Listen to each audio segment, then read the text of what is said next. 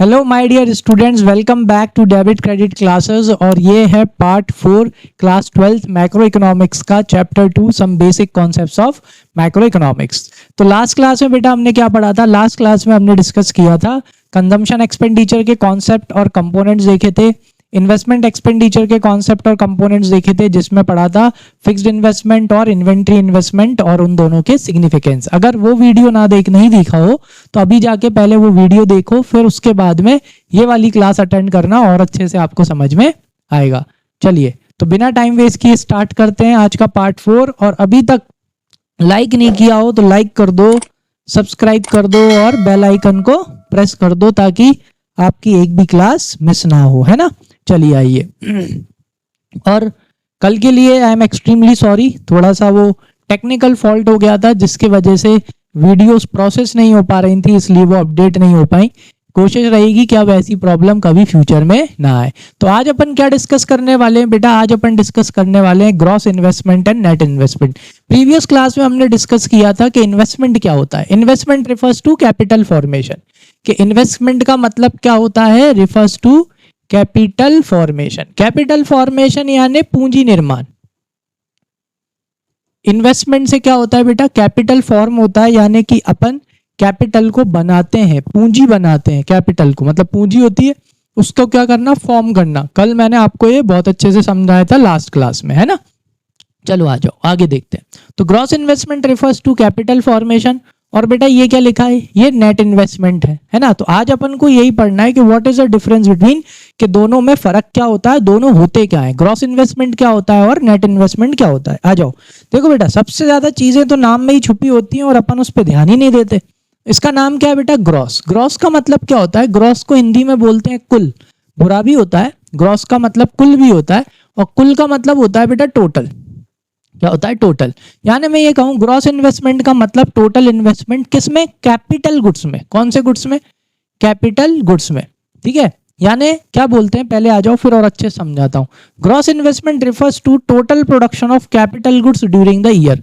Gross investment का मतलब होता है कि आपकी इकोनॉमी में जो टोटल कैपिटल गुड्स प्रोड्यूस हुए हैं। कौन से गुड्स प्रोड्यूस हुए हैं? Capital goods. लास्ट क्लास में पढ़ चुके हैं बेटा अपन। कैपिटल गुड्स क्या होते हैं? Capital goods are those goods जो कि क्या होते हैं बेटा? फिक्स्ड एसेट्स, जैसे कि प्लांट, मशीनरी, है ना। ये कैसे यूज करे जाते हैं? Several years. इनको आप सेवरल ईयर्स तक क्या करते हो? अपने बिजनेस में क्या करते हो? यूज करते हो। और ये वियर टीयर होते हैं तो इनके ऊपर क्या लगता है? डेप्रिसिएशन, है कि नहीं। और इनकी रिलेटिवली जो वैल्यू होती है वो कैसी होती है? हाई होती है ना। और ये बहुत सालों तक प्रोसेस ऑफ प्रोडक्शन में यूज किए जाते हैं। ये होते हैं अपने capital goods during the year. तो gross investment refers to total production of capital goods during the year, यानी कि पूरी इकोनॉमी में जितने भी कैपिटल गुड्स प्रोड्यूस होते हैं एक साल के अंदर अंदर, वो आपकी क्या होती है? वो आपकी ग्रॉस इन्वेस्टमेंट होती है। Total production of capital goods during the year. ठीक है, अब देखो, जो आप टोटल इन्वेस्टमेंट कर रहे हो एक तरह से कैपिटल गुड्स में, तो आप है ना बेटा दो तरह का इन्वेस्टमेंट करते हो। कितने तरह का? या तो आप अपने एग्जिस्टिंग कैपिटल स्टॉक, अच्छा कैपिटल स्टॉक को अपन यहाँ पे काय से रिप्लेस कर लेते हैं बेटा? मशीन से। ठीक है, तो और अच्छे से समझ में आएगा। मशीन आपका क्या है बेटा? कैपिटल स्टॉक है। ठीक है, अब आप क्या करते हो? आप इनमें दो तरह से इन्वेस्टमेंट करते हो। कि सर दो तरह से कैसे? देखो मैं बताता हूँ। आपकी फैक्ट्री है, ठीक है, आपके पास ना ऑलरेडी कितनी मशीन्स लग रही हैं? आपने ऑलरेडी 5 मशीन्स लगा रखी हैं। ठीक है, अब 5 मशीन आपने एक साथ तो खरीदी नहीं होंगी, एक एक दो दो करके आपने पांचों मशीन खरीदी होंगी। अब हुआ क्या कि एक मशीन को हो गए बेटा 8 से 10 साल। ठीक है, मतलब बहुत ज्यादा टाइम हो गया, इतने सालों से चल रही है, डेप्रीशिएट हो गई होगी, ध्यान रखना डेप्रीशिएट हो गई होगी, टेक्नोलॉजिकल अपग्रेडेशन की वजह से ऑब्सोल्यूट हो गई होगी, यानी आउटडेटेड हो गई होगी, है कि नहीं। 10 साल पुराना मोबाइल उठा के देखो और अभी के मोबाइल उठा के देखो, वैसे ही 10 साल 15 साल पुरानी मशीन उठा के देखो और अभी की मशीनें उठा के देखो। समझ में आ रहा है? तो अब आप क्या कर रहे हो? आप दो तरह से इन्वेस्टमेंट करते हो। पहला वाला समझा रहा हूं कि 8 10 15 साल हो गए उस मशीन को, अब आप उसको क्या कर रहे हो? रिप्लेस। क्या कर रहे हो? रिप्लेस। कि यार इस मशीन को हटा देते हैं, अब कौन सी मशीन ले आते हैं? नहीं। तो एक तो जो आपका ग्रॉस इन्वेस्टमेंट होता है, gross investment is the investment that is production of total goods during the year. कौन से गुड्स? Capital goods. अब इसमें भी दो तरह के होते हैं, दो तरह के। एक तो आप क्या करते हो बेटा, replacement of existing capital stock, यानी कि जो आपकी पहली वाली मशीन थी, 5 में से जो आपकी पहली मशीन थी उसको हो गए बेटा मान के चलो 8 से 15 साल हो गए, तो अब आप क्या करोगे, इसको रिप्लेस। तो एक तो इसको ये बोलते हैं, ठीक है, replacement of existing capital stock. आप क्या कर रहे हो, जो आपका एग्जिस्टिंग कैपिटल स्टॉक है उसे आप क्या कर रहे हो बेटा, रिप्लेस कर रहे हो। ठीक है, ठीक है, आया समझ में। दूसरा आप क्या करते हो, रिप्लेस कर लिया तो 5 थी, एक गई, वापस से एक आ गई, रिप्लेस हो गई, यानी अभी भी कितनी मशीन है, 5 मशीन है। नाउ आफ्टर 3 और 4 मंथ, 4-5 महीने बाद आपको लगता है कि अरे नहीं यार, एक मशीन और ले लेना चाहिए, डिमांड अच्छी आ रही है अपने प्रोडक्ट की। अब आपने क्या करा, अब आपने एक नई मशीन ले ली, न्यू, रिप्लेस कोई सी मशीन रिप्लेस नहीं करी, आपने एक नई मशीन ले ली। ये दूसरे तरह का इन्वेस्टमेंट होता है, दैट इज नेट या new addition to existing capital stock. अब आपका एग्जिस्टिंग कैपिटल स्टॉक कितने का हो गया था, 5 मशीन का, एक मशीन और ले आए तो टोटल कितनी मशीन हो गई, 6 मशीन हो गई। आ जाओ देख लो, वही जो समझा है वही लिखा है। This includes capital goods used for the replacement of existing capital stock. या तो आपने जो आपके कैपिटल गुड्स है used for replacement of existing capital stock, आपने क्या किया, एग्जिस्टिंग कैपिटल स्टॉक को क्या कर दिया बेटा, रिप्लेस कर दिया, जो मैंने मशीन का एग्जांपल लेके आपको समझाया। दूसरा क्या है, दूसरा देखो जरा, दूसरे में क्या लिखा है, capital goods used as net addition to the existing capital stock, यानी कि जो आपका एग्जिस्टिंग कैपिटल स्टॉक है, आपके पास एग्जिस्टिंग जितने भी कैपिटल स्टॉक है उसमें आपने क्या कर दिया, एक न्यू एडिशन कर दिया, तो ये होता है ग्रॉस इन्वेस्टमेंट। मतलब ग्रॉस इन्वेस्टमेंट को मैं ये बोलूं, gross investment refers to investment in the existing investment और replacement of the existing capital stock plus new addition in the existing capital stock. तो ये आपका कौन सा इन्वेस्टमेंट होता है बेटा, ग्रॉस इन्वेस्टमेंट। समझ में आ गया होगा आई थिंक, ठीक है। यानी कि अगर आप रिप्लेस कर रहे हो तो वो भी यहीं आएगी, और अगर आप एक नई कैपिटल स्टॉक लेके आ रहे हो बेटा तो वो भी यहीं आएगा। तो इन दोनों को ऐड करते हैं तो ग्रॉस इन्वेस्टमेंट आता है। तो capital goods used for the replacement of existing capital stock refers to depreciation. इसलिए मैं बोल रहा था जब मैं वो मशीन को समझा रहा था आपको कि डेप्रीशिएशन लगा होगा। तो बेटा जो आप रिप्लेसमेंट कर रहे हो ना, रिप्लेसमेंट करने के पीछे सबसे बड़ा रीजन कौन होता है बेटा, डेप्रीशिएशन होता है। आप रिप्लेस करोगे ही नहीं, क्यों करोगे रिप्लेस? अगर कोई आपकी मशीन बढ़िया चल रही है, नई की नई रखी है, तो आप उसे रिप्लेस करोगे? आप उसे बिल्कुल रिप्लेस नहीं करोगे। आप मशीनों को रिप्लेस तभी करते हो जब वो बहुत पुरानी हो जाती हैं, सही से चलती नहीं है, उनमें रिपेयर का कॉस्ट बढ़ने लगता है, ठीक है। और क्या होता है, वो आउटडेटेड हो जाती हैं। नई मशीन को बेटा कोई चेंज नहीं करता, तो आप उसे चेंज क्यों कर रहे हो? क्योंकि वो आउटडेटेड हो गई है, क्योंकि वो घिस चुकी है चल चल के, यानी डेप्रीसिएशन। तो capital goods used for the replacement of existing capital stock refers to depreciation. तो मेनली द रिप्लेसमेंट किस वजह से किया जाता है? डेप्रीसिएशन की वजह से। आ जाओ then capital goods used as net addition. लेकिन वो कैपिटल गुड्स जो कि कैसे आए बेटा, net addition to the existing capital goods, ठीक है, existing capital stock is called net investment. उसे क्या बोला जाता है? नेट इन्वेस्टमेंट बोला जाता है। यानी ये जो आपका नेट इन्वेस्टमेंट है, क्या है ये जो नेट इन्वेस्टमेंट है? नेट इन्वेस्टमेंट का मतलब जो आप अपने एग्जिस्टिंग कैपिटल स्टॉक में जो आप न्यू एडिशन करते हो उसे क्या बोला जाता है? नेट इन्वेस्टमेंट बोला जाता है। जैसे आपके पास 5 मशीन हो गई थी, आप एक मशीन और ले आए तो अब कितनी हो गई? 6 हो गई। तो आपने अपने एग्जिस्टिंग 5 मशीन में एक और एक नई मशीन ऐड कर दी, उसे क्या बोलते हैं? Net investment. मतलब अगर मैं ये बोलूं कि gross investment minus depreciation is equals to net investment. हाँ बेटा ध्यान रखना कि ग्रॉस इन्वेस्टमेंट में से किसको माइनस कर दो? अगर अपन डेप्रीसिएशन को माइनस कर दो तो क्या निकल के आता है? अपना नेट इन्वेस्टमेंट निकल के आता है। ठीक है, ये देखो, ये है अपना, सॉरी जरा यहां पे देखना, ये है अपना ग्रॉस इन्वेस्टमेंट। कौन सा इन्वेस्टमेंट? ग्रॉस।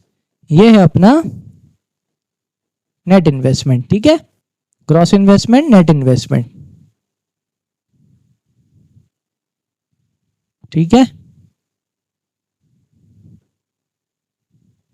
तो अब अगर आप यहां पे क्या करो, ग्रॉस इन्वेस्टमेंट से अगर माइनस कर देते हैं क्या, डेप्रीसिएशन, तो काय पे पहुंच जाते हैं, नेट इन्वेस्टमेंट पे, ठीक है। और अगर नेट इन्वेस्टमेंट में ऐड कर देते हैं क्या, डेप्रीसिएशन, तो काय पे पहुंच जाते हैं, ग्रॉस इन्वेस्टमेंट पे। समझ में आ गया कि नहीं आया? तो एक्चुअल में जो आपका ग्रॉस इन्वेस्टमेंट है, ग्रॉस इन्वेस्टमेंट में वो कैपिटल गुड्स या वो कैपिटल स्टॉक इंक्लूडेड है जो कि डेप्रीशिएशन के वजह से क्या करा गया था, रिप्लेस किया गया था। इसलिए अगर अपन ग्रॉस इन्वेस्टमेंट में से डेप्रीशिएशन को हटा देंगे तो भाई कौन सा स्टॉक बचेगा आपके पास में, नेट इन्वेस्टमेंट, सॉरी कौन से गुड्स बचेंगे आपके पास में, कैपिटल गुड्स बचेंगे, वो भी कौन से वाले बेटा, नए वाले। समझ में आ गया कि नहीं आया? क्लियर है? ठीक है। अगर नहीं आया हो तो कमेंट सेक्शन में मेरे को बता देना, मैं आपको और अच्छे से समझा दूंगा। चलो आगे बढ़ते हैं। नेक्स्ट क्या दे रखा है बेटा, सिग्निफिकेंस ऑफ नेट इन्वेस्टमेंट। भाई सबसे ज्यादा इंपॉर्टेंट नेट इन्वेस्टमेंट होता है, रिप्लेसमेंट वाला नहीं होता। ग्रॉस इन्वेस्टमेंट में जो एक तो हो गया आपका replacement of the existing capital stock, कि आपकी कोई पुरानी मशीन आपने बदल दी, उससे कोई ज्यादा फायदा नहीं होता बेटा। इकोनॉमी को सबसे ज्यादा फायदा किससे होता है, जब नई मशीनें लगती हैं। क्या लगती हैं, नई मशीनें। हाँ क्यों, क्यों सर, क्यों, किस लिए? क्योंकि देखो बेटा, आपके पास पहले भी कितनी मशीन थी, आपके पास पहले भी 5 मशीन थी।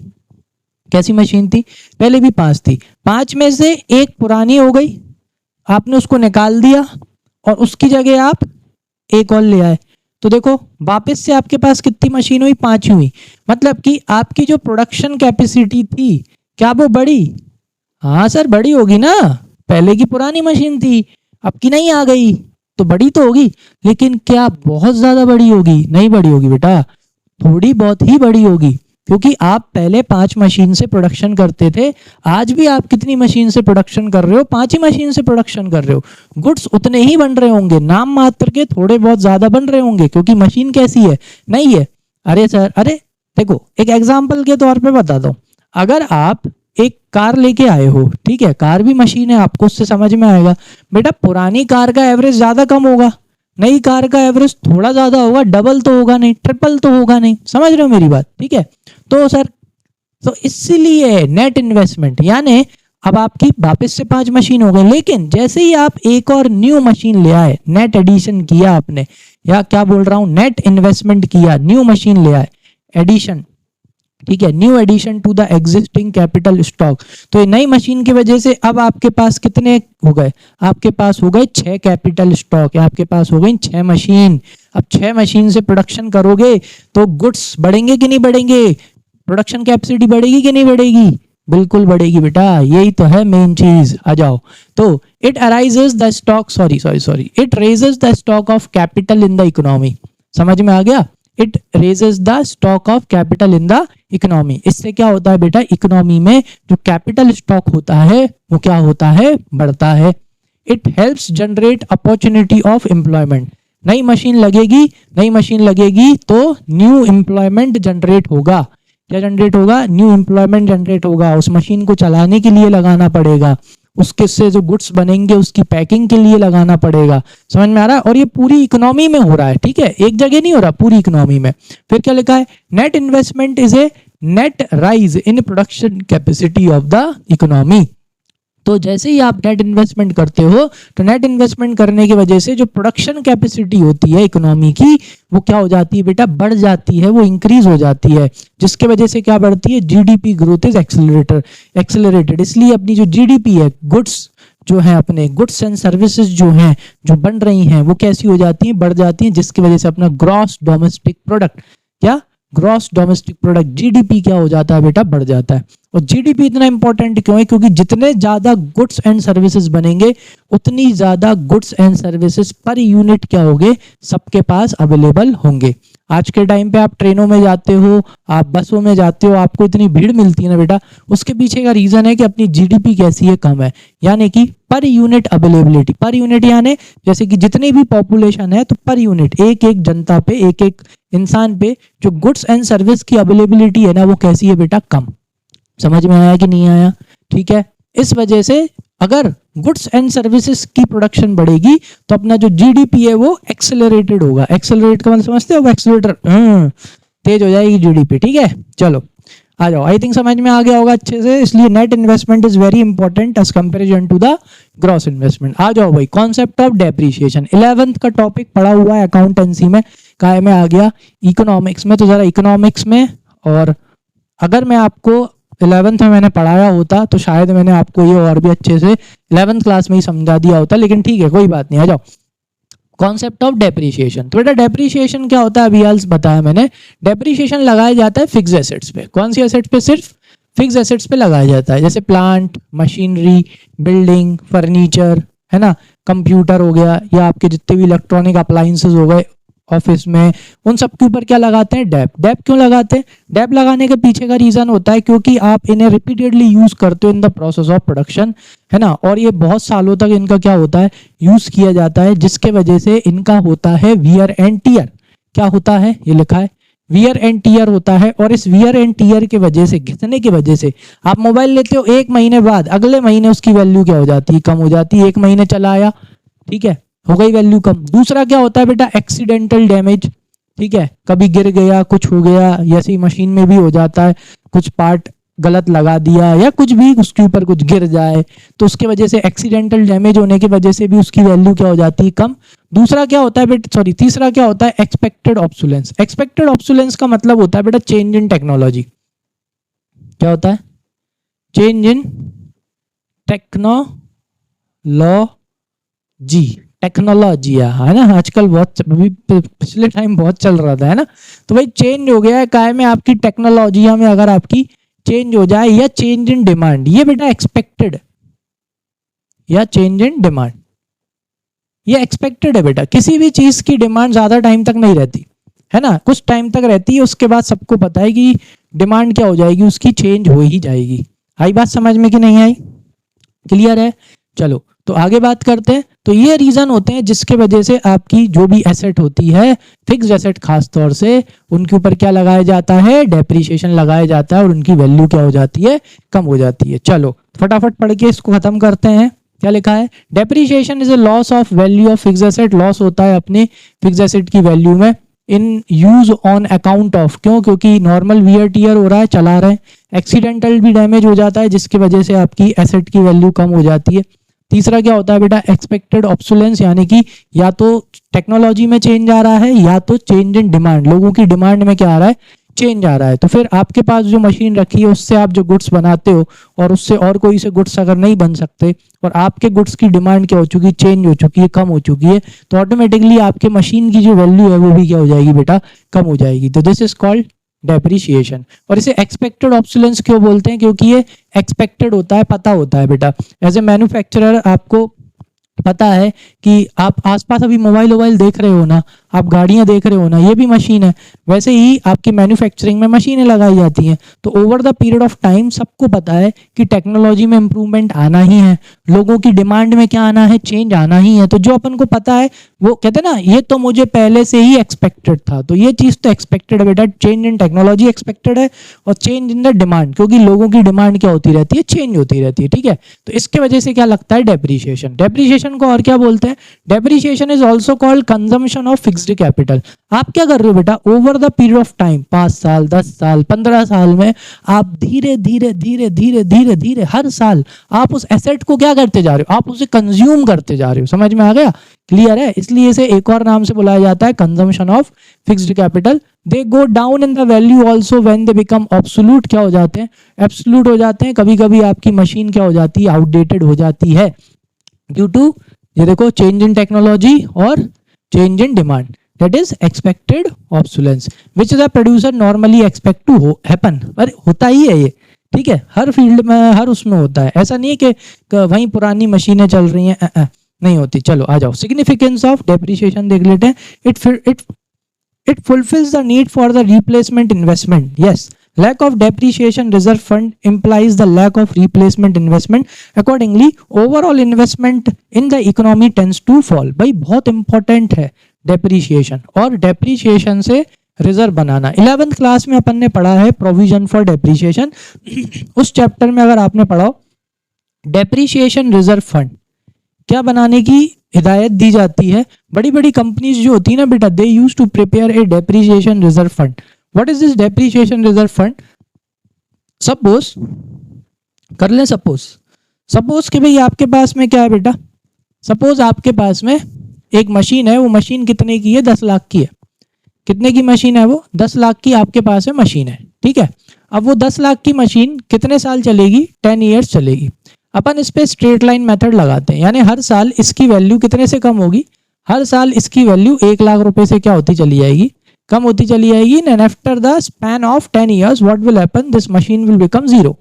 ठीक, तो क्या करती है बड़ी बड़ी company, depreciation is a non cash item, depreciation की वजह से प्रॉफिट कम नहीं होता, वो तो बस अपन करते हैं, लेकिन एक्चुअल में प्रॉफिट कम होता है, कैश जाता है, बिल्कुल नहीं जाता सर। तो फिर क्या करती हैं कंपनियां, बनाती हैं डेप्रीशिएशन रिजर्व फंड। क्या बनाती हैं वो, रिजर्व को शॉर्ट में लिख रहा हूं, डेप्रीशिएशन रिजर्व फंड बनाती हैं।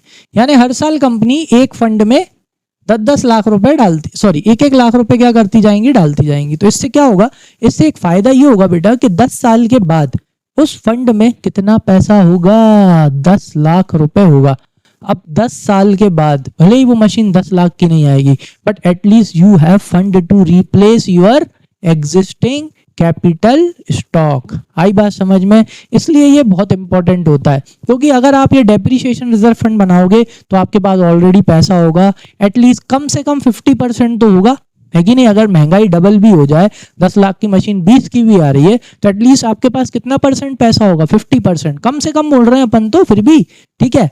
तो इससे आपका क्या होगा बेटा, आप इजीली जब आपकी 10 साल बाद मशीन खराब होगी, 10 लाख यहां से उठाए, थोड़ा बहुत जुगाड़ पानी किया, नई एसेट ले ली, लेकिन इससे फायदा क्या हुआ, इससे फायदा ये हुआ कि आपका overall production of goods and services कम नहीं हुआ, क्योंकि आपने मशीन क्या कर दी, एक्सचेंज कर दी ना। 5 थी, एक खराब हो गई, आपके पास डेप्रीशिएशन रिजर्व फंड था, वो पैसा लगाया, थोड़ा बहुत और लगाया, नई मशीन ले आए। आपकी प्रोडक्शन कैपेसिटी कम हुई, नहीं हुई। इकोनॉमी में गुड्स की अवेलेबिलिटी कम हुई, नहीं हुई। तो ये इंपॉर्टेंस होता है किसका, डेप्रीशिएशन रिजर्व फंड का। आ जाओ इधर समझते हैं और अच्छे से, यहाँ पे समझ में आ गया कि नहीं। तो इससे क्या होता है बेटा, इसका फायदा ये है कि आप बड़े आसानी से क्या कर सकते हो, रिप्लेसमेंट कर सकते हो। Lack of depreciation reserve fund implies that lack of replacement. नहीं बनाओगे तो क्या होगा, रिप्लेस नहीं कर पाओगे, और अगर रिप्लेस नहीं कर पाओगे तो क्या होगा, इकोनॉमी में जो ओवरऑल इन्वेस्टमेंट है वो क्या हो जाएगा, कम हो जाएगा। जैसे ही ग्रॉस इन्वेस्टमेंट कम होगा इकोनॉमी में, economy tends to fall, economy क्या होने लगेगी, गिरने लगेगी। अगर सब लोग यही करने लगे, डेप्रीशिएशन रिजर्व फंड ना बनाए, तो क्या होगा बेटा, जब इनकी मशीनें खराब होंगी, सभी प्रोड्यूसर को मान लो, जब इनकी मशीनें खराब होंगी तो ये क्विकली अपनी मशीन्स को क्या नहीं कर पाएंगे बेटा, रिप्लेस नहीं कर पाएंगे। अब जब मशीन को रिप्लेस नहीं कर पाएंगे तो मशीन कम हो जाएंगी, कम चलेंगी, कम मशीनें चलेंगी तो goods and services come produce होंगे, जिसके वजह से आपका जीडीपी, ग्रॉस डोमेस्टिक प्रोडक्ट क्या हो जाएगा, कम हो जाएगा। समझ में आया अच्छे से, हैं? अरे बहुत अच्छे समझ में आया होगा, एकदम डिटेल में समझाते हैं अपन। आ जाओ अब इन दोनों तरह के इनके बारे में बात कर लेते हैं। एक होता है एक्सपेक्टेड ऑब्सोलेंस और एक होता है अनएक्सपेक्टेड ऑब्सोलेंस। एक्सपेक्टेड ऑब्सोलेंस के केस में आपको सिर्फ 2 पॉइंट याद रखने, एक चेंज इन टेक्नोलॉजी, ठीक है, टेक्नोलॉजी अगर के याद कर लेना। दूसरा क्या है भाई, चेंज इन डिमांड, दूसरा है चेंज इन डिमांड। बस ये 2 पॉइंट याद रख लो। मतलब जिसमें भी ये 2 पॉइंट है वो कौन सा ऑब्सोलेंस है बेटा, एक्सपेक्टेड, मतलब जिसके बारे में आपको पता था, और इसके बारे में सभी प्रोड्यूसर्स को पता है कि भाई जो हम टेक्नोलॉजी आज यूज कर रहे हैं वो चेंज हो जाएगी, जो आज कंज्यूमर की डिमांड है वो आगे जाके क्या हो जाएगी, चेंज हो जाएगी, है कि नहीं। आप खुद ही देखते हो, कभी ट्राउजर्स चलते हैं, कभी कार्गोस चलते हैं, कभी जीन्स चलती हैं, है ना। लड़कियों में भी बहुत सारी चीजें चेंज होती रहती हैं, है कि नहीं, होता है ना। वैसे ही इधर भी ये सब चीज चलता रहता है। आ जाओ, तो एक्सपेक्टेड ऑब्सोलेंस क्या है, उसके 2 कंपोनेंट है, loss of value of fixed asset when these became obsolete, outdated owing to change in technology. Technology change हो गई, है कि नहीं। ये देखो जैसे मैंने यहाँ लगाया भाई, देखो कितना बढ़िया ग्राफिक्स का काम किया है हमारे ग्राफिक डिजाइनर ने। यहाँ कौन सी टीवी लग रही है, ये कौन सी टीवी है, ब्लैक एंड व्हाइट टीवी। तो जैसे ही आप ब्लैक एंड व्हाइट टीवी थी, तो ब्लैक एंड व्हाइट के बाद क्या हो गया बेटा, चेंज इन टेक्नोलॉजी आ गई, बढ़िया रंगीन क्या हो गई है, टेलीविजन आ गई है। अब तो और पतली टेलीविजन आ गई है, पहले तो बड़ी मोटी मोटी आती थी। तो ये क्या हो गया, चेंज इन टेक्नोलॉजी, ये एक्सपेक्टेड ऑब्सोलेंस था। वैसे उस टाइम के हिसाब से ये अनएक्सपेक्टेड ऑब्सोलेंस था, किसी ने सोचा भी नहीं होगा। लेकिन अब एक्सपेक्टेड ऑब्सोलेंस की पहली कैरेक्टरिस्टिक्स ही क्या डाल दी, पहचानने का तरीका चेंज इन टेक्नोलॉजी। तो लो भाई टेक्नोलॉजिया में चेंज आ गया, तो ये कौन सा ऑब्सोलेंस है बेटा, एक्सपेक्टेड ऑब्सोलेंस था। ठीक है, एग्जाम्पल है plant producing black and white TVs became obsolete when technology is discovered to produce colour TVs. ठीक है, second loss of value of fixed asset when these became absolute outdated owing to change in demand. ऐसा नहीं है कि भाई new technology की वजह से ही ऐसा होता है, नहीं बेटा, कभी कभी क्या होता है ना, कंज्यूमर की डिमांड क्या हो जाती है, चेंज हो जाती है। कंज्यूमर की डिमांड चेंज हो जाती है, तो कंज्यूमर है, उसका जो मन चाहेगा उसकी डिमांड करेगा। तो कंज्यूमर की अगर डिमांड चेंज हो गई, क्या हो गई, डिमांड चेंज हो गई, उसके वजह से भी क्या हो सकता है। अच्छा याद है ना, जुआ केसरी चलती है बहुत लोगों की, है कि नहीं, बहुत सारी जुआ केसरी खाते हैं लोग बाग, लेकिन मान के चलो एकदम से पता नहीं कुछ भी हो जाए जिसकी वजह से ये लोग ये खाना छोड़ दें, कुछ भी हो सकता है ना। मैंने बोला ना कंज्यूमर है, कंज्यूमर तो कुछ भी डिमांड कर सकता है, मान के चलो वो खाना छोड़ दे। तो जो लोग ये बना रहे हैं उनने जो इतनी मशीनें लगा रखी हैं, और जो अजय देवगन और शाहरुख खान जैसे लोगों से ये लोग क्या कर रहे हैं, एडवर्टाइजमेंट करा रहे हैं, तो बताओ आप अब बिकेगा, नहीं बिकेगा बेटा। आ जाओ, तो एग्जाम्पल यहाँ पे इन्होंने दूसरा दिया है, मैंने दूसरा दिया है, ए प्लांट प्रोड्यूसिंग रबर शूज। लो भाई, एक प्लांट पहले रबर शूज बनाता था, लेकिन वो एब्सोल्यूट हो गया, क्यों, क्योंकि मार्केट में बेटा कौन से शूज आ गए भैया, लेदर शूज आ गए। ठीक है, तो वो तो रबर शूज बनाता था, अब लेदर शूज आ गए, तो उसकी जो भी मशीनें जो उसकी रबर को करने में लगाता होगा वो सब क्या हो गई बेटा, एब्सोल्यूट हो गई, वो अब किसी काम की नहीं रही। आ जाओ, अब अनएक्सपेक्टेड क्या होता है, अनएक्सपेक्टेड क्या होता है बेटा, अर्थक्वेक आ गए, फ्लड आ जाए, रिसेशन आ जाए, ये अनएक्सपेक्टेड होते हैं बेटा, इनको आप एक्सपेक्ट नहीं कर सकते। Unexpected obsolescence occurs owing to natural calamity, क्या आ गई भाई, नेचुरल कैलेमिटी आ गई, अर्थक्वेक आ गया, या फ्लड आ गई, फायर लग गई, दीज आर अनएक्सपेक्टेड, या तो इसके वजह से, या fall in the market value, या तो आपकी इकोनॉमी में क्या आ गया, रिसेशन, मंदी आ गई। क्या मंदी, मंदी ऐसी होती है बेटा जमीनों की कीमतें तक गिरा देती। तो सोचो मशीन क्या बात है, समझ में आई चीज की नहीं आई, मशीनों की कीमत क्या बात है, जब जमीनों की कीमत गिर जाती है रिसेशन में। ठीक है, इतना मंदी का दौर आता है तब। ठीक है, तो ये दो चीजें अनएक्सपेक्टेड होती हैं, अगर इनके वजह से आपकी मशीन की, आपकी कैपिटल गुड्स की, कैपिटल स्टॉक की अगर वैल्यू कम हो रही है तो उसे अनएक्सपेक्टेड ऑब्सोलेंस बोलते हैं, और इसको कंसिडर नहीं किया जाता। ठीक है, so loss of value of fixed asset owing to unexpected obsolescence is called capital loss. इसको कैपिटल लॉस बोला जाता है, इसको डेप्रिसिएशन नहीं बोला जाता। याद रखना, एमसीक्यू में आ सकता है, डेप्रिसिएशन मत लगाया ना, क्या बोलते हैं, capital loss. Loss of fixed asset owing to unexpected obsolescence की वजह से क्या होता है, कैपिटल लॉस। ठीक है, और एक्सपेक्टेड ऑब्सोलेंस की वजह से होता है तो उसे क्या बोलते हैं, डेप्रिसिएशन, क्या बोलते हैं, डेप्रिसिएशन, और क्या बोलते हैं, कंजम्पशन ऑफ फिक्स्ड कैपिटल। ठीक है, आ जाओ, तो these losses are not part of depreciation और डेप्रिसिएशन रिजर्व फंड। अभी हाल बताया था, ये भाई डेप्रिसिएशन के नहीं होते पार्ट। ओनली एक्सपेक्टेड ऑब्सोलेंस, कौन, सिर्फ एक्सपेक्टेड ऑब्सोलेंस को ही कंसिडर किया जाता है for the estimation of depreciation, not the unexpected obsolescence. ठीक है, ये मैंने आपको बहुत अच्छे से समझा दिया। चलो आ जाओ, आगे बढ़ते हैं। अच्छा, अरे हाँ, ये टॉपिक यहीं पे क्या हो जाता है बेटा, खत्म हो जाता है। हाँ, बुक्स में थोड़ा सा डिफरेंस आ रहा होगा अगर आप दूसरी बुक से पढ़ रहे हो, क्योंकि क्या हुआ ना बेटा, कुछ बेसिक कॉन्सेप्ट मैंने आपको कहाँ सिखा दिए, जो पहला चैप्टर था ना किसी की बुक में, वो बेसिक कॉन्सेप्ट में आएगा। कौन कौन, स्टॉक एंड फ्लो कॉन्सेप्ट आ जाएगा अपने उसमें बेसिक वाले में, सर्कुलर फ्लो ऑफ इनकम आ जाएगा, प्रोडक्शन कंजम्पशन जो मैंने आपको सिखाया था, सर्कुलर फ्लो ऑफ इनकम जो मैंने आपको पूरा सिखाया था, house hold sector, producing sector. तो कुछ बुक्स में बेटा वो फर्स्ट चैप्टर में ही है, ठीक है, और कुछ बुक्स में बेटा वो सेकंड चैप्टर में है, मतलब वो सब बेसिक कॉन्सेप्ट में है। ठीक है ना, तो आप ऐसा मत सोचना कि मैंने स्किप कर दिया, मेरे हिसाब से सम बेसिक कॉन्सेप्ट्स जो थे इकोनॉमिक्स के वो क्या हो चुके हैं, कवर हो चुके हैं। कुछ चीजें हैं जैसे कि डोमेस्टिक टेरिटरी, जीडीपी, ये सब जब नेशनल इनकम वाला जो चैप्टर्स, उससे रिलेटेड चैप्टर्स जब स्टार्ट होंगे वो मैं आपको उनके साथ साथ में सिखा दूंगा। तो आज मेरी तरफ से ये वाला चैप्टर खत्म होता है। तो आप जितना भी मैंने आपको पढ़ाया है, टॉपिक्स पढ़ाए हैं, आप उनको अपनी बुक में जाके रीड कर लेना। अगर आपको समझ में ना आए तो आप कमेंट सेक्शन में मेंशन कर देना, मैं आपको वो चीज़ दोबारा से समझा दूंगा। तो अगर सब अच्छे से समझ में आया हो तो प्लीज़ लाइक कर दो, सब्सक्राइब कर दो, बेल आइकन को प्रेस कर दो ताकि आपकी एक भी क्लास मिस ना हो, और अपने फ्रेंड्स के साथ में क्या कर दो, शेयर कर दो। तो कल तो वैसे ही संडे है ना, तो नेक्स्ट क्लास आपकी कब आएगी बेटा, मंडे को। ठीक है, थैंक यू।